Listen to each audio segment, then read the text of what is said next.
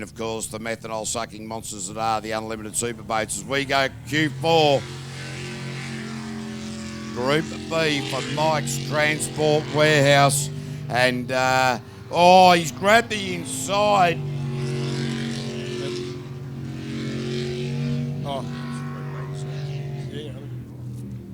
Righto, he has nailed it. He's down at the PSP. This is looking good. Gee, off that first corner, he's nailed in right over the apex. Andrew Craig. Andrew Craig is absolutely on the job here. He's working hard. Scott Garman in the pilot seat, the navvy seat, through the old split. 32.9, slightly better on last time out, so that's an improvement. Yeah, this is looking very good at the moment.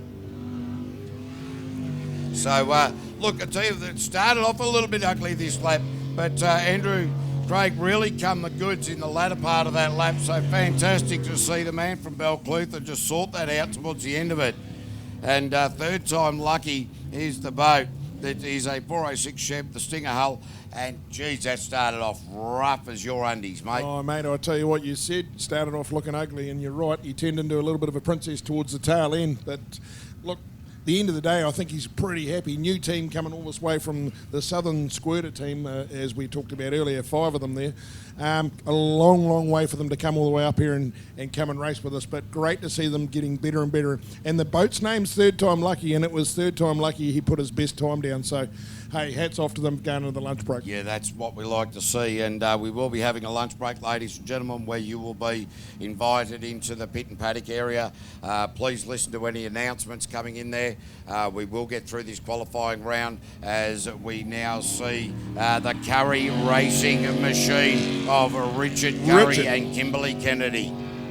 Richard Curry needs to wind up and get in a bit of a hurry here because the old mate, his teammate, just gave him a bit of a flogging the last 2 rounds out. I know he can pedal quite hard, so looking like he's on the gas a bit better this time. Down to PSP.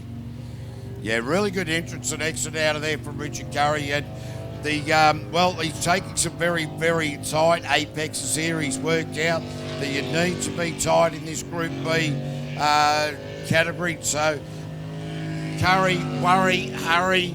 How's it going to go? He might be out the back for a durry. But 32.3 for the split, and this is looking good as he brings it home. He'll be trying to take, you want to go into the break with a bit of skitement, and of course his teammate Andrew just nailed him, so let's just see what happens here. Not quite a sub 50, a 58.03, so that was pretty impressive. Richard does sneak in front of his teammate, so Richard Curry back on the top of the board, inches it in front of Andrew Craig. All right, got Chris Rasmussen, Professionals Real Estate. Mate, you're out for the day. What's the go? I think we might have dropped a valve, I think. So something with the motor anyway. She's no good, and I don't want to keep going on there. Fair enough, mate. Brand new engine in there as well, so just sort of trying to minimise damage. Yeah, it had to freshen up, and we put on the dyno and everything's good. But, for some reason, not good. Very, very disappointing end of the day, mate. The magic smoke came out. The alarm bells went off on the dashboard. Yeah, pretty much. So get it in. We'll get it to that. We've got 2 weeks, so get it into the Motorman and see what we can do and hopefully be at Featherston. Mate, look forward to it. Bad luck for the day, but good luck with the repairs, mate. Chris Rasmussen, ladies and gentlemen, from Professionals Real Estate Racing Group B. Sad end of the day. End of the day. Too early to end the day. Oh, that was that battle of the real estate we've been talking about. You know, hookers, LJ hookers versus the professionals. And Chris obviously going home with the tail between his legs, which is really gutting. Taranaki man, New Plymouth man with me there. Beautifully presented craft. And so sad to see them packing up at the lunch break. But, hey, as we know, it's motor racing. Take it on the chin. Yeah, you've got to because, it's the only way you can take it, really, depending on the position you're in. So the position we're in at the moment is Group B. It is qualifying round number 4. After this round of qualifying, we will be going to our lunch break. So if you are coming into the pit and paddock area, that you are more than welcome to. Around the back, you'll see which way people are going. Please remember, it is a working pit area, so there is absolutely no smoking and no alcohol pole. And if you are caught with either of those two things in there, you will be dragged out of the venue by the scruff of your ear with a big 12-foot boot right up the, well, I think you get the idea. So please make sure that you respect those limitations in the pit and paddock area. Bring the kids in. It is a working pit area, so just keep an eye on the kids as we continue with qualifying round number 4. Outer limits, Craig Shaw. Yeah, he likes to get on to his work early in the game, Craig. A seasoned competitor. Oh, gets away with it. Just. Never mind. He lives to fight another day. We watch him carry on. Down to the PSP hairpin. Like you say, not scared of this boat. Nice job. A little bit of a light bulb, but he got round it. Brings it back up. Yeah, you really can get bogged down in there. Just those split seconds are just so valuable at the end of it. And that is one of the money corners. And again, this sweeper around here, as you said, Leighton, earlier, Craig Shaw's doing that just beautifully each and every time. And that is also a money part of the track. Splits are 33.12, so a little bit down on what we've seen on previous, but we can see he's just weaving. He's just making big wide corners and trying to straighten it up. Bringing it home for the start. Oh, knifed it towards the end there at a 51.805, 51.805 there for the outer limits team of Craig Shaw at the helm and Paul Collier doing the navigational duties. And I love the way this Stinger hull, as they're coming into the latter part of this lap, through all the crosswash, they're not getting caught up in there at all. They're just confident driving through it. Yep. It's those guys that have got the confidence to drive through it where you find the boat doesn't move around as much. It's still moving under them, but there's got to be confidence going through there. Absolutely. For those of you out there that don't understand what we're talking about, there's different types of hull. There's Sprint Tech hulls, Stinger hulls, some homemade hulls. We've got the Ghost hull. The height, have a look at how they sit in the water when they're running. Some hulls sit way up on top, which gives them speed but less handling. Others are right down in the water and push a lot more water but have more power. So really, really interesting. This is a jet speed hull. So yeah, here's one. There's another one as well. This so is a out from the brand South new Island. package. Yep. And look how low this sits in the water. But time to beat. Virgin run today for this boat. They just got it going on the trailer this morning, so grab a bit of island. He's thrown a jump in the middle of it. Yeah. He's heard about what we're talking about from the old timer Robert White down there in the South Island. He said, I come from the south. Is this what you're talking about? This is what we do. We squirt dirt, and he threw a bit of dirt out the back. Here he comes. Carl Bresnell, he certainly knows how to get a boat around, but I couldn't work out what he was doing there.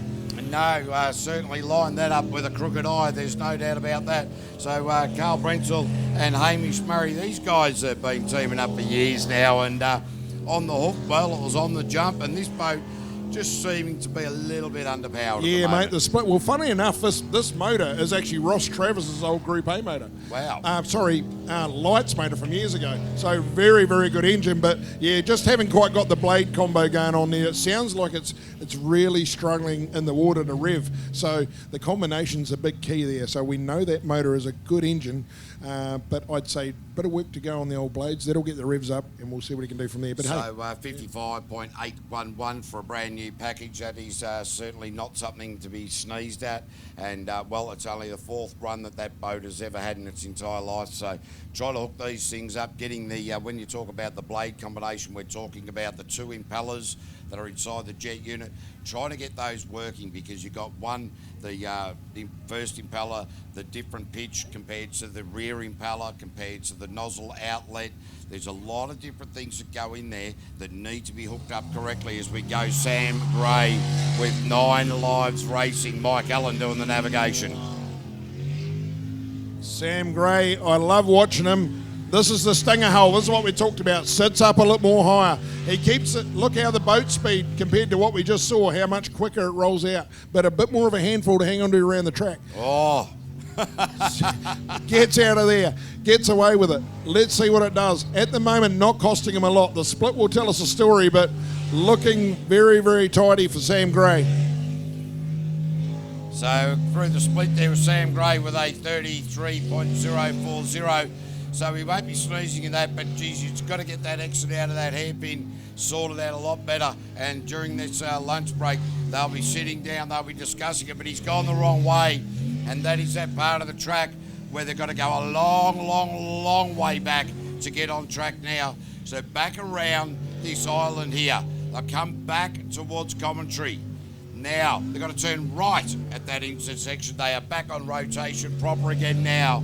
But that is just thrown, a lot of time at the clock, and that's, I don't know, that's just not even worth talking about, that one. No, never mind. I mean, he'll go into the lunch break pretty disappointed with that. The boat looks good, the speed looks good, just oversteered a couple of corners. Plenty to work on, but great to see him back in racing. So, couple more to go in this class. Check this out, mate. Good morning, Cavey and Shrek, the Cavey and Shrek show.